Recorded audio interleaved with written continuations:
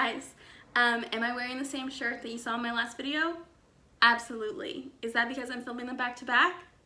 Absolutely. And am I gonna change my shirt to differentiate, to make it seem like I film on different days? No, I'm lazy. Anyway, my name is Morgan. This is my channel, Pisces Paperbacks, and today I'm going to be doing like the Academy Awards book tag. I saw Reagan from Peruse Project do this tag a few weeks ago, and I thought it was really fun. The Oscars were like last weekend, so I just thought it would be cute. In this tag, all of the Oscars categories are kind of transformed into bookish things, and I get to pick like best male protagonist, best original world, things like that.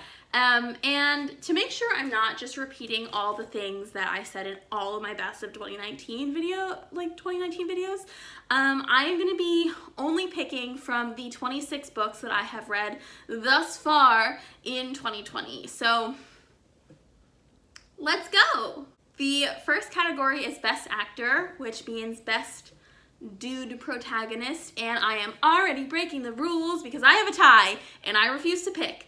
Because I like them for different reasons. Oh my god, let me just scratch my eye like in the middle while I'm talking so I can't cut it. Anyway, the first I'm going to talk about is Shadow from American Gods, and the second is, let me get the book out because I'm definitely prepared. The second is Alex Claremont Diaz in Red, White, and Royal Blue by Casey McQuiston. So Shadow from American Gods by Neil Gaiman is just he's so complex yet distant. Like, I just loved him so much. He was like a sweetheart who could be violent, and I just feel like that book did such a good job of really getting across the idea that you can know someone, you can know and understand someone and still not know everything about them. And I just like loved that so much. And then with Alex from this, he's my baby. What can I say? I guess I'm gonna expose myself, but I love like Henry, of course, but like I didn't relate to him as much. Like, I guess I related to him more because I like wanted someone to treat me the way Alex treats Henry. So like, I love Alex. He's my boyfriend. You know what I mean? Do you guys see what I'm talking about? I don't know if I can explain it better than that, but this book touched me emotionally, so he gets it. For Best Actress slash like woman protagonist, technically girl protagonist, I'm gonna go with Morrigan Crow from Nevermoor, The Trials of Morrigan Crow. I just think that she's such an interesting middle grade protagonist. She's very funny, she's smart, but she also kind of has like a dark sense of humor. Like, her favorite color is black, and she like just kind of has like a more, let's say, pessimistic view of life, and I just really appreciated that in a middle game because it contrasts in a middle grade book, because it really contrasts nicely to like the very whimsical world that this takes place in. And I just love Morrigan. She is a daughter to me, and our names are very close, not the same, but close, so I feel that connection between us. Up next is Best Cinematography, which equals Best Plot Twist. And this is kind of spoilery, like, of a genre in general. So I'm kind of changing it, but I'm not. Okay, let me just say. The one I picked for this is Where the Crawdads Sing by Delia Owens. And I wouldn't say that there's a plot twist. Like, oh, also this book is, am I supposed to tell you what these books are about? I don't know if I'm going to. Actually, I don't think I'm going to. Anyway, Where the Crawdads Sings, I mean, not that there's like, I don't want to be spoilery, so I'm not going to go into it, but the ending took me by surprise, and I just sobbed for like 50 pages, and I loved it. I loved this book. I loved it so much. So I think it definitely deserves that for me. Next is Best Costume Design, which is Best Cover, and that undoubtedly has to go with the Fire on High. It has to go to With the Fire on High by Elizabeth Acevedo. Also, Imani was a close runner-up for Best Female Protagonist. If I was a teenager, I would have had a crush on her. Anyway, what can I say? It's a beautiful book. It's so pretty. The like under the cover book itself is like they designed it to a T. So nice. Oh my gosh. Also, this book is really fucking good. I gave it 5 stars, so love it. For Best Supporting Actor and Actress, these are like the favorite like sidekicks. You're supposed to pick like one boy and one girl, but honestly, I'm just gonna pick Dickon from The Secret Garden by Francis Hodgsen Burnett. He's like magic. He's a magic boy, and I love him very much. Why do you want to leave me? And I just thought that his character, while not the most like verbose, like he wasn't a huge verbal presence in the book, he's just such a huge emotional presence and like such a huge part of Mary and Colin's transformation that I thought like I can't like not give him this. So he wins both. I did that whole category without pulling out my copy of The Secret Garden, of which I threw away the dust jacket when I was a child. And honestly, this book had a very pretty cover because I looked it up to find like what version I had to like see what the cover looked like. It was pretty. Ugh. Up next is Best Original Screenplay, which in bookish whatever is best like most unique plot or world, and for that I'm gonna give it to American Gods. And this book is interesting because none of the like ideas are really original. Like all of the gods that are in the book are taken from cultures around the world, but I feel like the way that these gods were integrated into like modern American society and like where they would fit in and where like their strength of belief would come from and what their powers would be and like translated into like middle America was just fascinating and extremely well done. And I just love that shit. One of my favorite things about fantasy is seeing how magic works in like a day-to-day domestic situation. And maybe that's not exactly what American Gods did, but there were several instances of that I just found like so interesting. Loved that shit.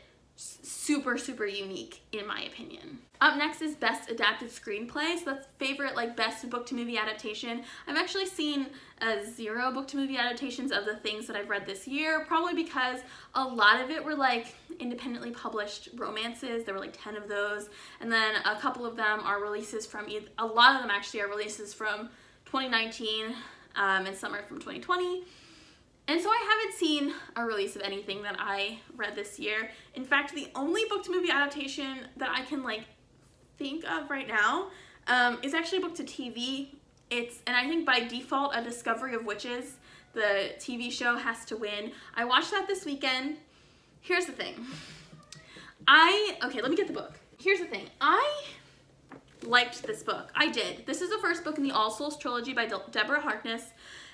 It's very interesting. It's about witches and vampires and old magic, and I liked this book a lot. I cannot resist a vampire boyfriend. I fucking hated the second one. The third one was fine, but the second one sucked so bad. So I was really curious to see about the TV show. The TV show, I would say middling to good, but mostly good in that it's fun to laugh at. I did watch the entire 8 episodes over the course of less than 12 hours, so maybe I'm not one to judge, but I really liked this show. I thought it was funny and kind of stupid. I thought it didn't do a very good job of explaining the world and the characters. I thought everybody talked really quietly so I couldn't hear what they were saying. I thought the effects were bad. So like, am I recommending this adaptation? Not really, but like if you read this and you like kind of liked it, I do recommend the show because it has like kind of like grown-up British Twilight vibes. So do with that what you will. Up next is Best Animated Feature, and that's like a book that you think would translate really well as an animated movie. And I think for that I kind of have to go with Morrigan Crow. I feel like The Secret Garden would also be good as animated, but I think that would also be really beautiful to see live action, which I think they're actually making a Secret Garden movie that is coming out this year. But Morrigan Crow would also be cool to see live action, but I think that if you did it animated, you could like really go for it in terms of how whimsical and like wild the world was. Whereas, oh, it'd be so fun to see live action though. I'm very torn. I really don't have an answer for this one. I love these books. I think these would be fun. Give me a live action adaptation and an animated adaptation. Jesus. I would see both. So I don't know. I feel very like sassy today. Maybe I'm tired. I don't know. But I think Morrigan Crow would do really well as an animated movie. Up next is Best Director. And for that, I'm going, which is best new to me author, for that I'm going to go with Meghan March. Meghan March wrote I think it's called the Mount trilogy, and I read that in January. I read all 3 in 2 days.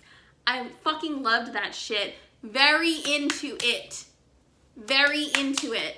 And I'm very excited to explore the rest of all of her backlist and all of her books, and I'm counting on my friend Hannah to give me recommendations because she's read a lot of them, and I'm just very excited because those were some good romances. The next one is Best Visual Effects, which in this context is Best Action.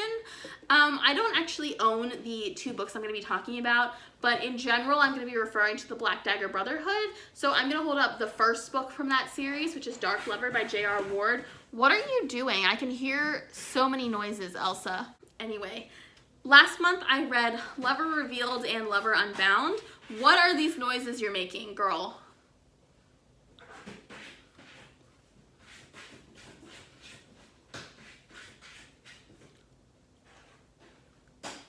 Last month, I read Lover Revealed and Lover Unbound by J.R. Ward, which are the 4th and 5th books in the Black Dagger Brotherhood series.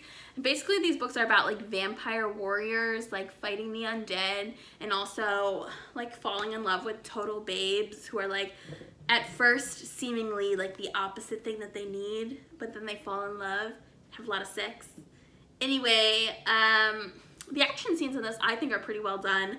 I especially like, this didn't happen in the 2 I'm talking about, but I especially, love the one that turns into a dinosaur with hair, and, like, those fight scenes.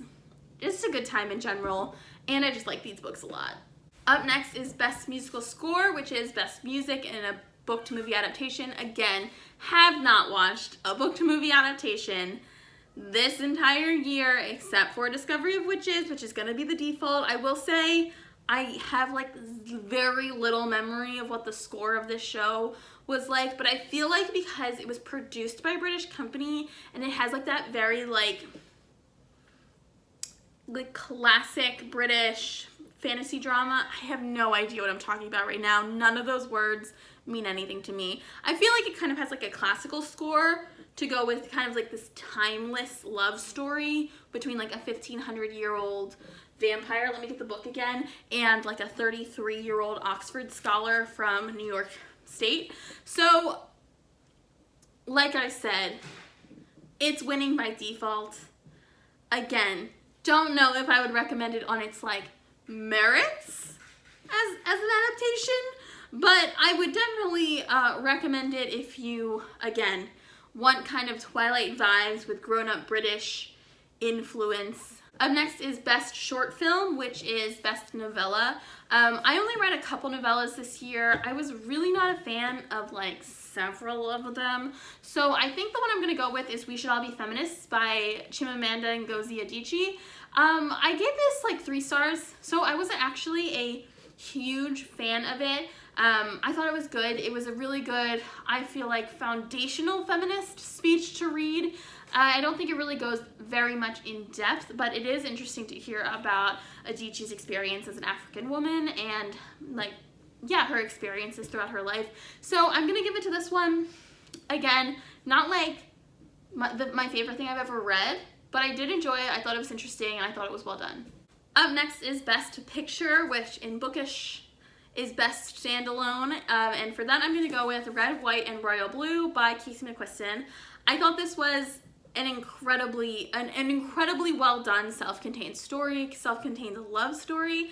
I thought this book, it's actually kind of long, to be honest. It's like 400 something pages, and it was a pretty long audiobook, but I feel like it really goes there in terms of closure for an entire story, and I just appreciate that so much. I love really feeling like I'm seeing the beginning, middle, and start of a long-term relationship. You know what I mean?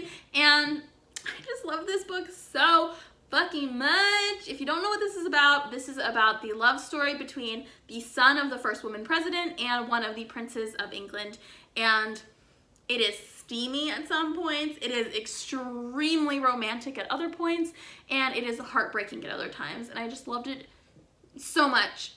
such a good standalone. I'm so excited for Casey McQuiston's second book. It's coming out, I think, at the end of this year, possibly the beginning of 2020. So, and it is about, I believe, time-traveling lesbians in New York City, which is everything I could ever want. Ever! Anyway, this is my baby. Last but not least is Best Documentary, which in this is Best Historical Fiction or Nonfiction.